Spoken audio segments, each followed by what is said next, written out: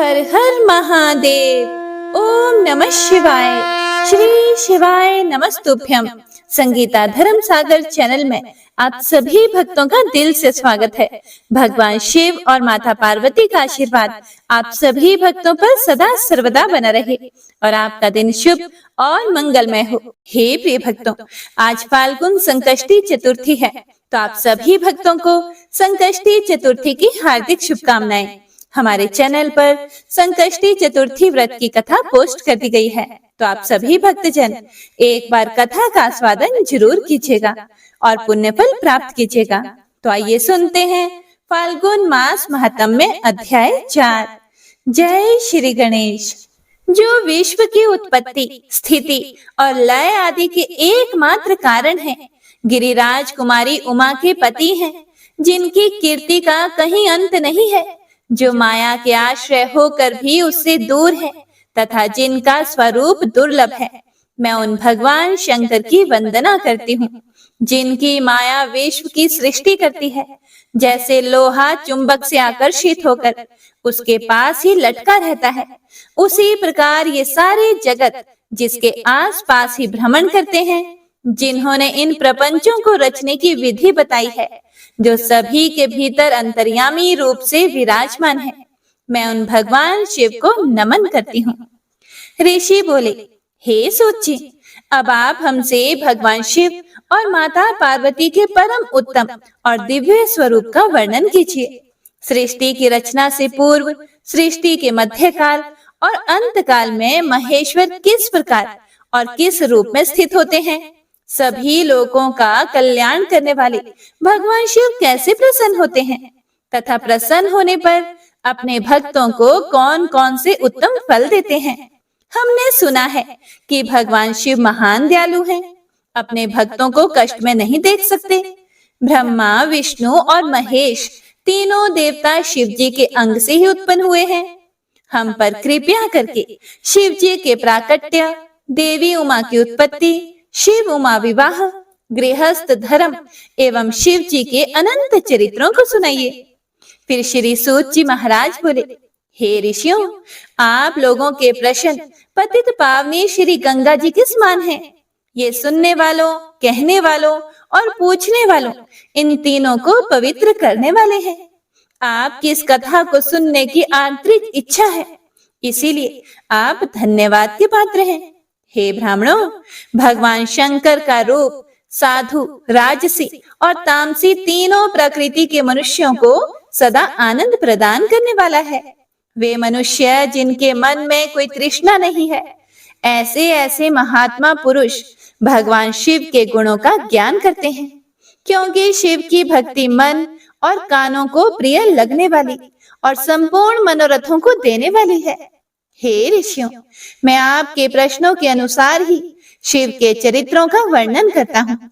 आप उसे आदर पूर्वक श्रवण करें। आपके प्रश्नों के अनुसार ही नारद जी ने अपने पिता ब्रह्मा जी से यही प्रश्न किया था। तब ब्रह्मा जी ने प्रसन्न होकर शिव चरित्र सुनाया था।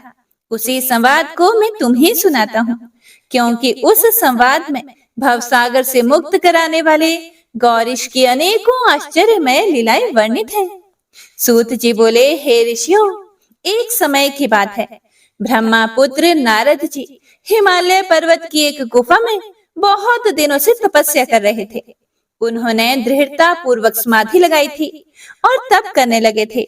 उनके उग्र तप का समाचार पाकर देवराज इंद्र कांप उठे।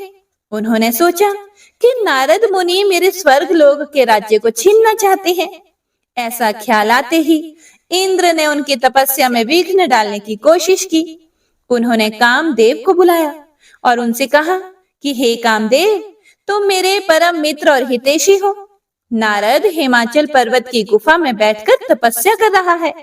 कहीं ऐसा ना हो कि वह वरदान में ब्रह्मा जी से मेरा स्वर्ग का राज्य ही मांग बैठे। अतः तुम वहां जाकर उसका तप भंग कर दो। यह आज्ञा पाकर कामदेव वसंत को साथ लेकर बड़े गर्व से उस स्थान पर गए और अपनी सारी कलाएं रच डाली। कामदेव और वसंत के बहुत प्रयत्न करने पर भी नारद मुनि के मन में कोई भी विकार उत्पन्न नहीं हुआ। महादेव जी के अनुग्रह से उन दोनों का गर्व चूर्ण हो गया। ऐसा इसलिए हुआ क्योंकि महादेव जी की कृपा से नारद मुनि पर कामदेव का कोई भी प्रभाव नहीं पड़ा था। पहले उस आश्रम में भगवान शिव ने भी तपस्या की थी। उसी स्थान पर उन्होंने ऋषि मुनियों की तपस्या का नाश करने वाले कामदेव को भस्म कर डाला था। कामदेव को भस्म देखकर उनकी पत्नी रति ने बिलखते हुए भगवान शंकर से उन्हें जीवित करने की प्रार्थना की तथा सभी देवता भी शिव जी से प्रार्थना करने लगे। तब भगवान महादेव जी ने कहा था कि कुछ समय के बाद कामदेव स्वयं जीवित हो जाएंगे, किंतु इस स्थान पर और इसके आसपास जहां तक भस्म दिखाई देती है वहां तक की पृथ्वी पर कामदेव की माया और काम बाण का कोई भी प्रभाव नहीं पड़ेगा। इस प्रकार उस स्थान से कामदेव लज्जित होकर वापस लौट आया। देवराज इंद्र ने जब यह सुना कि नारद जी पर कामदेव का कोई भी प्रभाव नहीं पड़ा, तो उन्होंने नारद जी की खूब प्रशंसा की। भगवान शिव की माया के कारण वे भूल गए थे कि शिव जी के शाप के कारण उस स्थान पर कामदेव की माया नहीं चल सकती थी। नारद जी भगवान शिव की कृपा से बहुत समय तक तपस्या करते रहे। अपने तप को पूर्ण हुआ समझकर नारद जी उठे तो उन्हें कामदेव पर विजय प्राप्त करने का ध्यान आया। तब उन्हें मन ही मन इस बात का घमंड हुआ कि उन्होंने कामदेव पर विजय प्राप्त कर ली है। इस प्रकार अभिमान से उनका ज्ञान नष्ट हो गया। नारद जी ये नहीं समझ सके कि कामदेव के पराजित होने में भगवान शंकर की ही माया थी। तब वे अपनी काम विजय की कथा सुनाने के लिए जल्दी से कैलाश पर्वत पर जा पहुंचे और भगवान शिव को नमस्कार करके अपनी तपस्या की सफलता का समाचार तथा कामदेव पर विजय प्राप्त करने का समाचार कह सुनाया। यह सब सुनकर महादेव जी ने नारद की बड़ी प्रशंसा करते हुए कहा, हे नारद जी, आप तो परम धन्य हैं, परंतु मेरी एक बात याद रखना कि यह समाचार किसी अन्य देवता को मत सुनाना, विशेषकर कि भगवान विष्णु से तो इस बात को कदापि न कहना। यह वृतांत सबसे छिपा कर रखने योग्य है। तुम मेरे प्रिय हो, इसीलिए मैं तुम्हें यह आज्ञा देता हूँ कि यह बात किसी के सामने प्रकट मत करना। परंतु वे तो शिव की ही माया से मोहित हो चुके थे, इसीलिए उनकी दी शिक्षा को ध्यान में न रखते हुए वे ब्रह्मलोक चले गए। वहां ब्रह्मा जी को नमस्कार करके नारद जी बोले कि मैंने अपने तपोबल से कामदेव को जीत लिया है। यह सुनकर ब्रह्मा जी ने भगवान शिव के चरणों का चिंतन करके सारा कारण जान लिया। तब अपने पुत्र नारद को यह सब किसी और से कहने के लिए मना कह दिया। नारद के मन में अभिमान के अंकुर उत्पन्न हो गए थे, जिसके फलस्वरूप नारद जी की बुद्धि नष्ट हो गई थी। वे तो तुरंत विष्णु लोक पहुंचकर भगवान विष्णु को यह सारा किस्सा सुनाना चाहते थे, इसीलिए वे जल्दी जल्दी ब्रह्मलोक से चल दिए। नारद मुनि को आता देखकर भगवान विष्णु सिंहासन से उठ खड़े हुए। उन्होंने नारद जी को गले लगाया और आदर सहित आसन पर बिठाया। भगवान शिव के चरणों का स्मरण करके भगवान विष्णु ने नारद जी से पूछा कि हे नारद जी, आप कहाँ से आ रहे हैं और इस लोक में आपका शुभागमन किस लिए हुआ है? ऐसा सुनकर नारद जी ने अहंकार सहित अपने तप के पूर्ण होने एवं कामदेव पर विजय प्राप्त करने का सारा हाल उन्हें कह सुनाया। भगवान विष्णु काम के विजय के असली कारण को समझ चुके थे। वे नारद जी से बोले, हे नारद जी, आपकी कीर्ति एवं निर्मल बुद्धि तो धन्य है। काम, क्रोध एवं लोभ और मोह उन मनुष्यों को पीड़ित करते हैं जो भक्तिहीन हैं। आप तो ज्ञान वैराग्य से युक्त एवं ब्रह्मचारी हैं।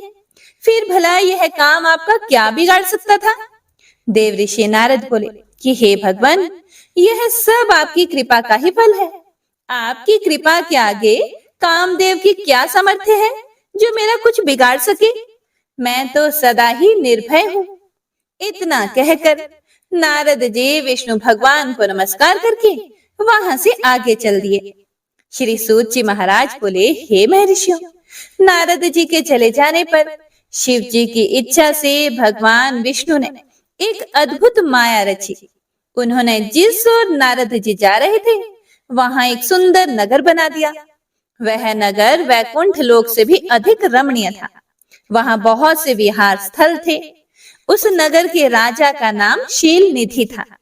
उस राजा की एक बहुत सुंदर कन्या थी। उन्होंने अपनी पुत्री के लिए स्वयंवर का आयोजन किया था। उनकी कन्या का वरण करने के लिए उत्सुक बहुत से राजकुमार वहां पधारे हुए थे। वहां बहुत चहल पहल थी। इस नगर की शोभा देखते ही नारद जी का मन मोहित हो गया। जब राजा शील निधि ने नारद जी को आते देखा तो उन्हें सादर प्रणाम करके स्वर्ण सिंहासन पर बिठाकर उनकी पूजा की। फिर अपनी देव सुंदरी कन्या को बुलाया जिसने महर्षि के चरणों में प्रणाम किया। नारद जी से उसका परिचय कराते हुए शील निधि ने निवेदन किया कि हे महर्षि, यह मेरी पुत्री श्रीमती है। इसके स्वयंवर का आयोजन किया गया है। इस कन्या के गुण दोषों को बताने की कृपा कीजिए। राजा के ऐसे वचन सुनकर नारद जी बोले कि हे राजन, आपकी कन्या तो साक्षात लक्ष्मी है। इसका भावी पति भगवान शिव के समान वैभवशाली, त्रिलोक विजयी, वीर तथा कामदेव को भी जीतने वाला होगा। ऐसा कहकर नारद मुनि वहां से चल दिए। शिव की माया के कारण वे काम के वशीभूत होकर सोचने लगे कि राजकुमारी को कैसे प्राप्त करूं। स्वयंवर में आए सुंदर एवं वैभवशाली राजाओं को छोड़कर भला यह मेरा वरण कैसे करेगी। नारद जी सोचने लगे कि नारियों को तो सौंदर्य बहुत प्रिय होता है। सौंदर्य को देखकर ही श्रीमती मेरा वरण कर सकती है। ऐसा विचार करके नारद जी फिर विष्णु लोक में जा पहुंचे और उन्हें राजा शील निधि की कन्या के स्वयंवर के बारे में बताया तथा उस कन्या के साथ विवाह करने की इच्छा व्यक्त की। उन्होंने भगवान विष्णु से प्रार्थना की कि वे अपना रूप उन्हें प्रदान करें ताकि श्रीमती उन्हें ही वरे। सूत जी आगे कहते हैं, हे महर्षियों, नारद मुनि की ऐसी बात सुनकर भगवान मधुसूदन हंस पड़े और भगवान शंकर के प्रभाव का अनुभव करके उन्होंने इस प्रकार उत्तर दिया। भगवान विष्णु बोले, हे नारद, वहां आप अवश्य जाइए। मैं आपका हित उसी प्रकार करूंगा जिस प्रकार पीड़ित व्यक्ति का श्रेष्ठ वैद्य करता है, क्योंकि तुम मुझे बहुत प्रिय हो। ऐसा कहकर भगवान विष्णु ने नारद मुनि को वानर का मुख तथा शेष अंगों को अपना मनोहर रूप प्रदान कर दिया। तब नारद जी अत्यंत प्रसन्न होते हुए अपने आप को परम सुंदर समझकर जल्दी ही स्वयंवर में आ गए और उस राज्य सभा में जा बैठे। उस सभा में रुद्रगण ब्राह्मण के रूप में बैठे हुए थे। नारद जी का वानर रूप केवल कन्या और रुद्रगणों को ही दिखाई दे रहा था। बाकी सबको नारद जी का वास्तविक रूप ही दिखाई दे रहा था। नारद जी मन ही मन प्रसन्न होते हुए श्रीमती की प्रतीक्षा कर रहे थे। हे महर्षियों, वह कन्या हाथ में जयमाला लिए अपनी सखियों के साथ स्वयंवर में आई। उसके हाथों में सोने की सुंदर माला थी। वह शुभ लक्षणा राजकुमारी लक्ष्मी के समान अपूर्व शोभा पा रही थी।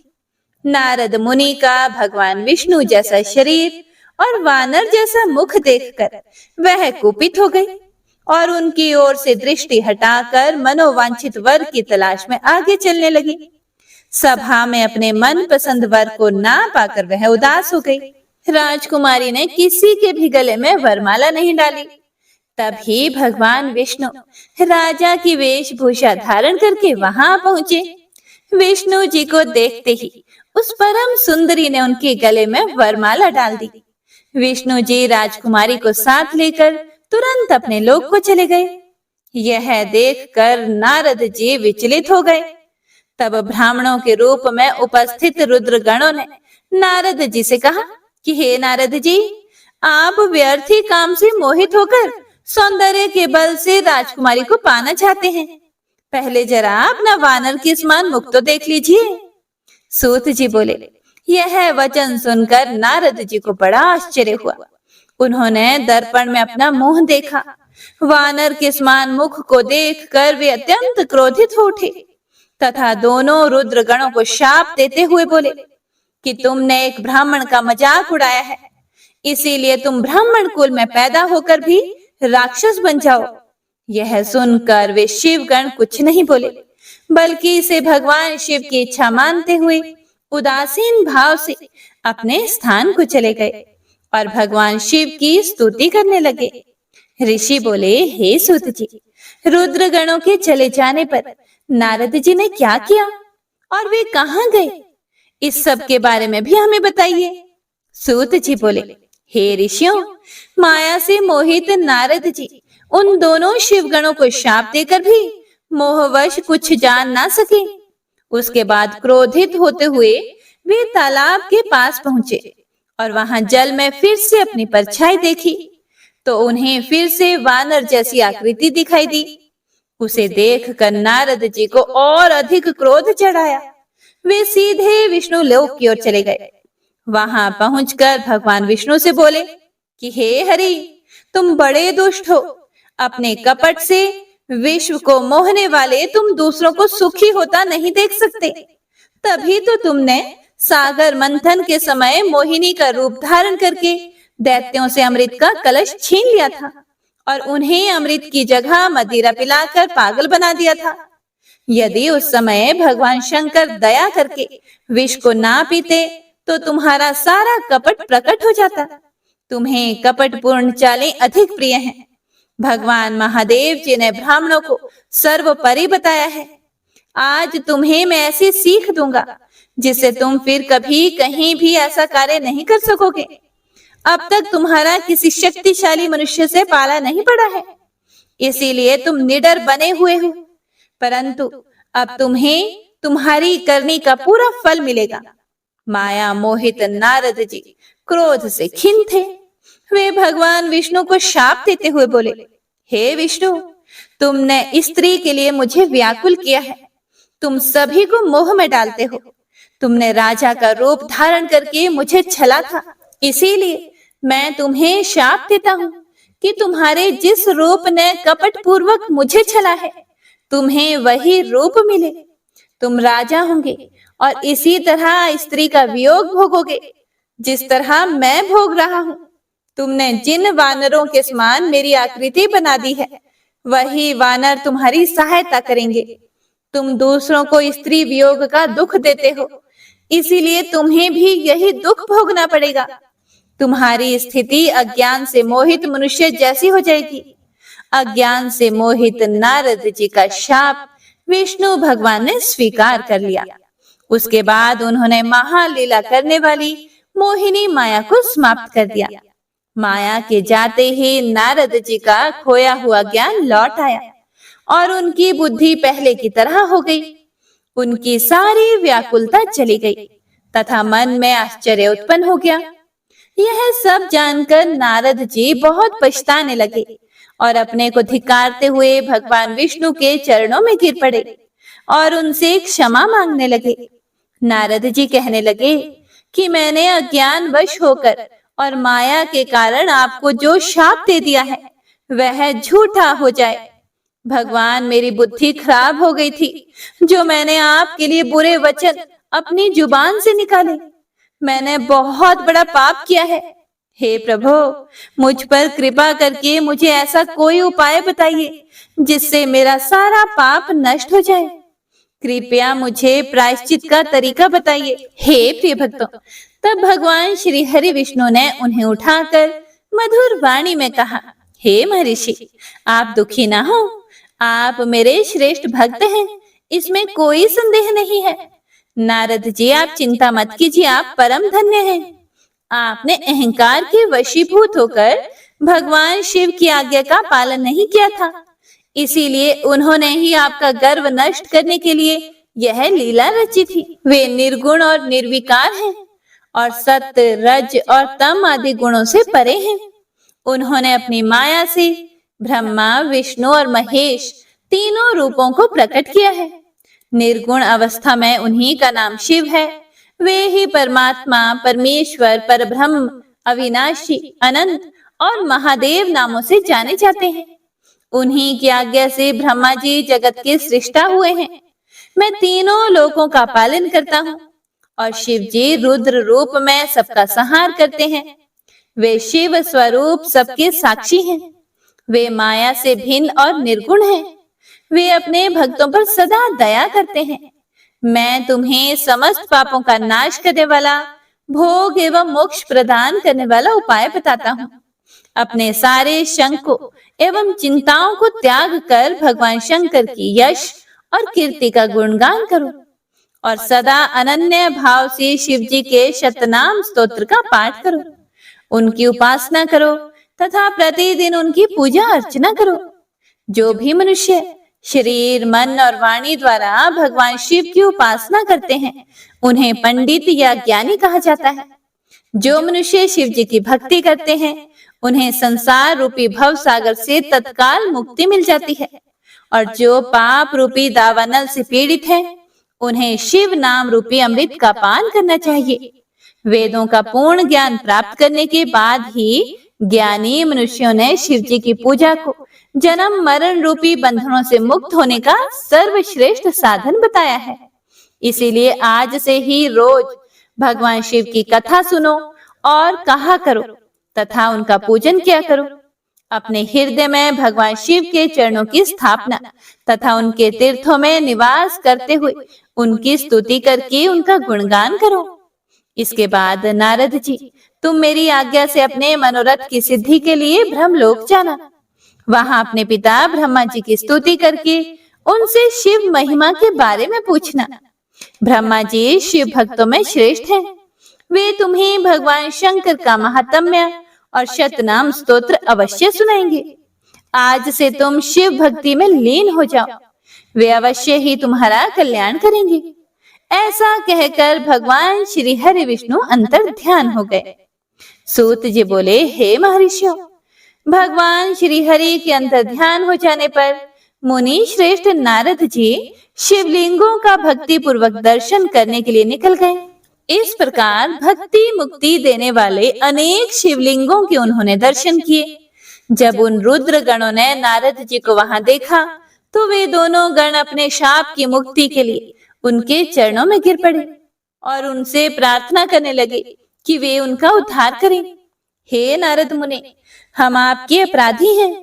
राजकुमारी श्रीमती के स्वयंवर में आपका मन माया से मोहित था। उस समय भगवान शिव की प्रेरणा से आपने हमें शाप दे दिया था। अब आप हमारी जीवन रक्षा का उपाय कीजिए। हमने अपने कर्मों का फल भोग लिया है। कृपया करके हम पर प्रसन्न होकर हमें शाप मुक्त कीजिए। नारद जी ने कहा, हे रुद्रगणों, आप महादेव के गण हैं एवं सभी के लिए आप आदरणीय हैं। उस समय भगवान शिव की इच्छा से मेरी बुद्धि भ्रष्ट हो गई थी, इसीलिए मोहवश मैंने आपको शाप दे दिया था।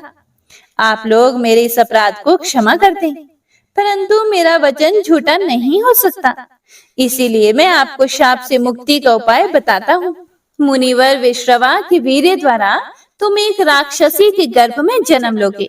समस्त दिशाओं में रावण और कुंभकर्ण के नाम से प्रसिद्धि पाओगे। राक्षस राज का पद प्राप्त करोगे। तुम बलवान और वैभव से युक्त होगे। तुम्हारा प्रताप सभी लोकों में फैलेगा। समस्त ब्रह्मांड के राजा होकर भी भगवान शिव के परम भक्तों में होंगे।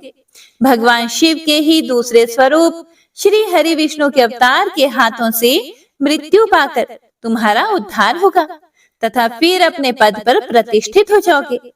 सूत जी कहने लगे कि इस प्रकार नारद जी का कथन सुनकर वे दोनों रुद्रगण प्रसन्न होते हुए वहां से चले गए और नारद जी भी आनंद से सराबोर होकर मन ही मन शिव जी का ध्यान करते हुए शिव तीर्थों का दर्शन करने लगे। इसी प्रकार घूमते घूमते वे शिव की प्रिय नगरी काशीपुरी में पहुंचे और काशीनाथ का दर्शन करके उनकी पूजा उपासना की। श्री नारद जी शिव जी के भक्ति में डूबे उनका स्मरण करते हुए ब्रह्मलोक को चले गए। वहां पहुंचकर उन्होंने ब्रह्मा जी को आदर पूर्वक नमस्कार किया और उनकी स्तुति करने लगे। उस समय उनका हृदय शुद्ध हो चुका था और उनके हृदय में शिव जी के प्रति भक्ति भावना ही थी और कुछ नहीं था। नारद जी बोले, हे पितामह, आप तो परब्रह्म परमात्मा के स्वरूप को अच्छी प्रकार से जानते हो। आपकी कृपा से मैंने भगवान विष्णु के महात्म्य का ज्ञान प्राप्त किया है एवं भक्ति मार्ग, ज्ञान मार्ग, तपो मार्ग, दान मार्ग तथा तीर्थ मार्ग के बारे में जाना है, परंतु मैं शिव तत्व के ज्ञान को अभी तक नहीं जान पाया हूँ। मैं उनकी पूजा विधि को भी नहीं जानता हूँ, इसीलिए अब मैं उनके बारे में सभी कुछ जानना चाहता हूँ। मैं भगवान शिव के विभिन्न चरित्रों, उनके स्वरूप तथा वे सृष्टि के आरंभ में, मध्य में किस रूप से थे, उनकी लीलाएं कैसी होती हैं और प्रलय काल में भगवान शिव कहाँ निवास करते हैं, उनका विवाह तथा उनके पुत्र कार्तिकेय जी के जन्म आदि की कथाएं मैं आपके श्री मुख से सुनना चाहता हूँ। भगवान शिव कैसे प्रसन्न होते हैं और प्रसन्न होने पर क्या क्या प्रदान करते हैं, इस संपूर्ण वृतांत को मुझे बताने की कृपा कीजिए।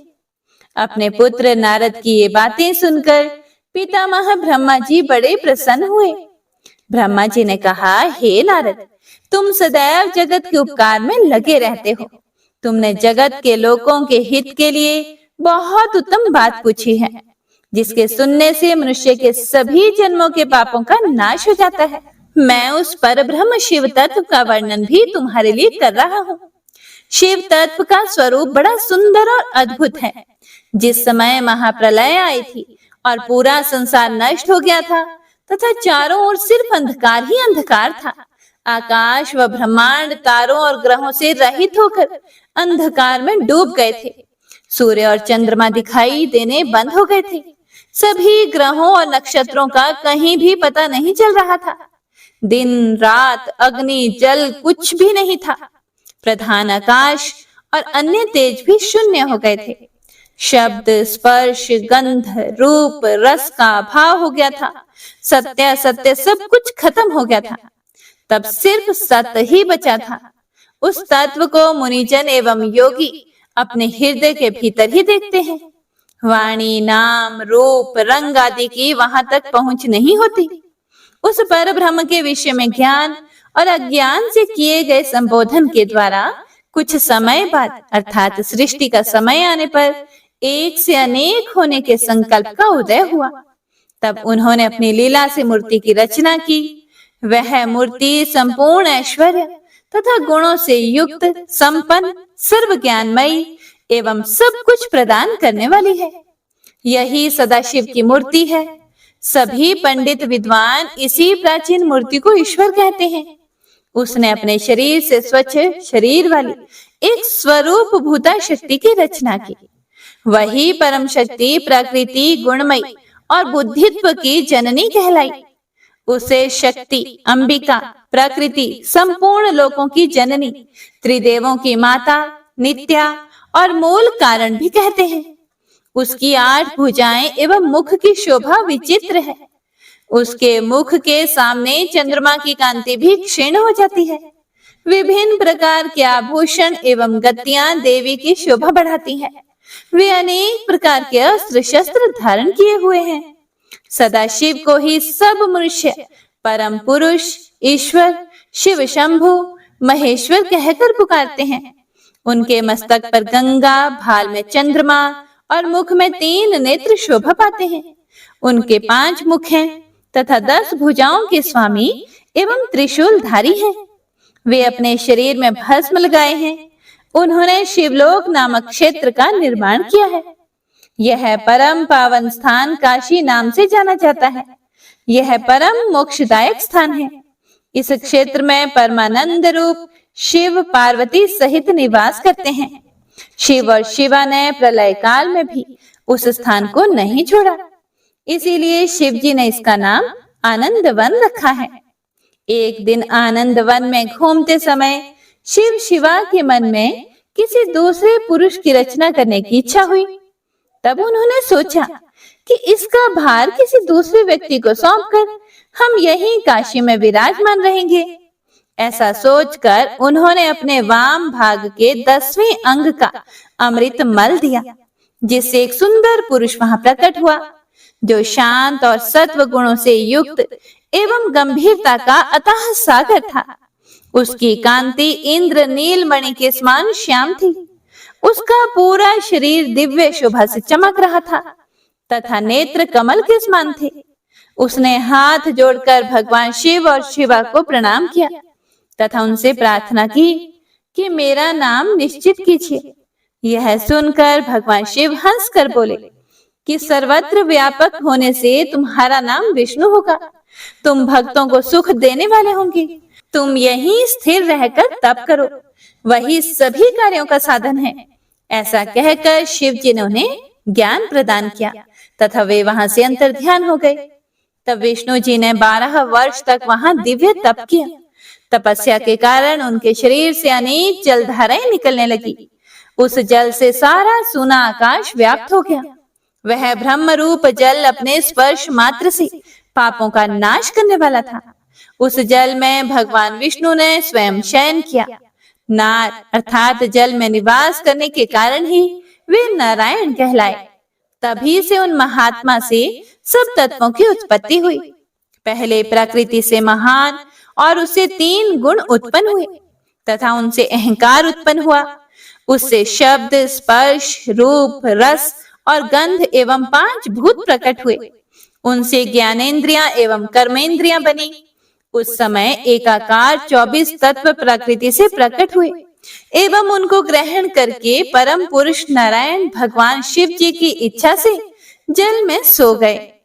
ब्रह्मा जी कहते हैं, हे देव ऋषि, जब नारायण जल में शयन करने लगे तब शिव जी की इच्छा से विष्णु जी की नाभि से एक बहुत बड़ा कमल प्रकट हुआ। उसमें असंख्य नाल दंड थे। वह पीले रंग का था और उसकी ऊंचाई भी कई योजन की थी। कमल सुंदर, अद्भुत और संपूर्ण तत्वों से युक्त था। वह रमणीय और पुण्य दर्शनों के योग्य था। उसके बाद भगवान शिव ने मुझे अपने दाहिने अंग से उत्पन्न किया। उन महेश्वर ने अपनी माया से मोहित कर नारायण देव के नाभि कमल में मुझे डाल दिया और लीला पूर्वक मुझे प्रकट किया। हे नारद, इस प्रकार उस कमल से पुत्र के रूप में मुझे जन्म मिला। मुझे अर्थात ब्रह्मा जी अपने बारे में बता रहे हैं। मेरे 4 मुख, लाल मस्तक पर त्रिपुंड धारण किए हुए थे। भगवान शिव की माया से मोहित होने के कारण मेरी ज्ञान शक्ति बहुत दुर्लभ हो गई थी और मुझे कमल के अतिरिक्त और कुछ भी दिखाई नहीं दे रहा था। मैं कौन हूँ, कहाँ से आया हूँ, मेरा कार्य क्या है, मैं किसका पुत्र हूँ, किसने मेरा निर्माण किया है, कुछ इसी प्रकार के प्रश्नों ने मुझे परेशानी में डाल दिया था। कुछ क्षण बाद मुझे बुद्धि प्राप्त हुई और मुझे लगा कि इसका पता लगाना बहुत सरल है। इस कमल का उद्गम स्थान इस जल में नीचे की ओर है और इसके नीचे मैं उस पुरुष को पा सकूंगा जिसने मुझे प्रकट किया है। यह सोचकर एक नाल को पकड़कर मैं 100 वर्षों तक नीचे की ओर उतरता रहा, परंतु फिर भी मैंने कमल की जड़ को नहीं पाया। इसीलिए मैं पुनः ऊपर की ओर बढ़ने लगा। बहुत ऊपर जाने पर भी कमल कोश को नहीं पा सका। तब मैं और अधिक परेशान हो गया। उसी समय भगवान शिव की इच्छा से मंगलमयी आकाशवाणी प्रकट हुई। उस वाणी ने कहा कि तपस्या करो। उस आकाशवाणी को सुनकर अपने पिता का दर्शन करने हेतु मैंने तपस्या करना आरंभ कर दिया और 12 वर्ष तक घोर तपस्या की। तब 4 भुजाधारी सुंदर नेत्रों से सुशोभित भगवान विष्णु वहां प्रकट हुए। उन्होंने हाथों में शंख, चक्र, गदा और पद्म धारण कर रखे थे। उनका शरीर श्याम कांति से सुशोभित था। उनके मस्तक पर मुकुट विराजमान था तथा उन्होंने पीतांबर वस्त्र और बहुत से आभूषण धारण किए हुए थे। वे करोड़ों कामदेवों के समान मनोहर दिखाई देते थे और सांवली और सुनहरी आभा से शोभित थे। उन्हें वहां देखकर मुझे बड़ा हर्ष और आश्चर्य हुआ। भगवान शिव की लीला से हम दोनों में विवाद छिड़ गया कि हम में बड़ा कौन है। उसी समय हम दोनों के बीच में एक ज्योतिर्मय लिंग प्रकट हो गया। हमने उसका पता लगाने का निश्चय किया। मैंने ऊपर की ओर और विष्णु जी ने नीचे की ओर उस स्तंभ के आरंभ और अंत का पता लगाने के लिए चलना शुरू किया, परंतु हम दोनों को उस स्तंभ का कोई और छोर नहीं मिला। थक कर हम दोनों अपने उसी स्थान पर आ गए। हम दोनों ही शिव जी की माया से मोहित थे। श्री हरि ने सभी ओर से परमेश्वर शिव को प्रणाम किया। ध्यान करने पर भी हमें कुछ ज्ञात ना हो सका। तब मैंने और श्री हरि ने अपने मन को शुद्ध करते हुए अग्नि स्तंभ को प्रणाम किया। हम दोनों कहने लगे कि हे महाप्रभु, हम आपके स्वरूप को नहीं जानते। आप जो भी हैं, हम आपको नमस्कार करते हैं। आप शीघ्र ही हमें अपने असली रूप में दर्शन दीजिए। इस प्रकार हम दोनों अपने अहंकार को भूलकर भगवान शिव को नमस्कार करने लगे। ऐसा करते हुए 100 वर्ष बीत गए। श्री शिवाय नमस्तुभ्यम। हे प्रिय भक्तों, तो आज की कथा में बस इतना ही। इससे आगे का वृतांत आप सभी भक्तजन अगले अध्याय में जरूर सुनिएगा। तो आइए अब सुनते हैं शिव चालीसा। जय गणेश गिरिजा सुवन, मंगल मूल सुजान, कहत अयोध्या दास तुम, देहु अभय वरदान। जय गिरिजापति दीन दयाला, सदा करत संतन प्रतिपाला। भाल चंद्रमा सोहत नीके, कानन कुंडल नागफनी के। अंग गौर शिर गंग बहाए, मुंड माल तन चार लगाए। वस्त्र खाल बागंबर सोहे, छवि को देखी नागमन मोहे। मैना मातु की हवे दुलारी, बाम अंग सोहत छवि न्यारी। कर त्रिशूल सोहत छवि भारी, करत सदा शत्रुन क्षयकारी। नंदी गणेश सोहे तह कैसे, सागर मध्य कमल है जैसे। कार्तिक श्याम और गण राव, या छवि को कही जात न काओ। देवन जब ही जाए पुकारा, तभी दुख प्रभु आप निवारा। किया उपद्रव तारक भारी, देवन सब मिली तुम ही जुहारी। तुरत छड़ानन आप पठायो, लव निमेष महामारी गिरायो। आप जलंधर असुर सहारा, सुयश तुम्हार विदित संसारा। त्रिपुरासुर सन युद्ध मचाई, सब ही कृपा कर लीन बचाई। किया तप ही भागीरथ भारी, पूरब प्रतिज्ञा तासु पुरारी। दानिन मह तुम सम कोई नाही, सेवक स्तुति करत सदाही। वेद नाम महिमा तब गाई, अकथ अनादि भेद नहीं पाई। प्रकटी उधती मंथन में ज्वाला, जरत सुरासुर भय विहाला। किन्हीं दया तह करी सहाय, नीलकंठ तब नाम कहाई। पूजन रामचंद्र जब किन्हा, जीत के लंका विभीषण दिन्हा। सहस कमल में हो रहे धारी, किन्हा परीक्षा तभी पुरारी। एक कमल प्रभु राखे जोई, कमल नयन पूजन चह सोई। कठिन भक्ति देखी प्रभु शंकर, भय प्रसन्न दिए इच्छित वर। जय जय जय अनंत अविनाशी, करत कृपा सबके घटवासी। दुष्ट सकल नित मोहि सतावे, भ्रमत रहूं मोहि चैन न आवे। त्राहि त्राहि मैं नाथ पुकारो, यही अवसर मोहि आन उबारो। लई त्रिशूल शत्रुन को मारो, संकट से मोहि आन उबारो।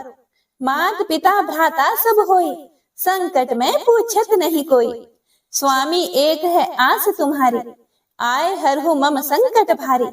धन निर्धन को देत सदाही, जो कोई जांचे सो फल पाही। अस्तुति के ही विधि करें तुम्हारी, क्षमो नाथ अब चूक हमारी। शंकर हो संकट के नाशन, मंगल कारण विघ्न विनाशन। योगी यति मुनि ध्यान लगावे, शारद नारद शीश नवावे। नमो नमो जय नमः शिवाय, सुर ब्रह्मादिक पार न पाए। जो यह पाठ करे मन लाए, तापर होत है शंभु सहाय। ऋणिया जो कोई हो अधिकारी, पाठ करे सो पावनहारी। पुत्रहीन कर इच्छा जोई, निश्चय शिव प्रसाद ते ही होई। पंडित त्रयोदशी को लावे, ध्यान पूर्वक होम करावे।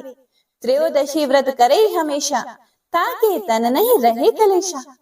धूप दीप नैवेद्य चढ़ावे, शंकर सम्मुख पाठ सुनावे। जन्म जन्म के पाप नसावे, अंत धाम शिवपुर में पावे। कहे अयोध्या दास आस तुम्हारी, जानी सकल दुख हरहु हमारी। नित नेम कर प्रातः ही, पाठ करो चालीसा। तुम मेरी मनोकामना, पूर्ण करो जगदीश। मगसर छठी हेमंत ऋतु, संवत 64 जान। अस्तुति चालीसा, शिव ही पूर्ण कील कल्याण। ओम नमः शिवाय।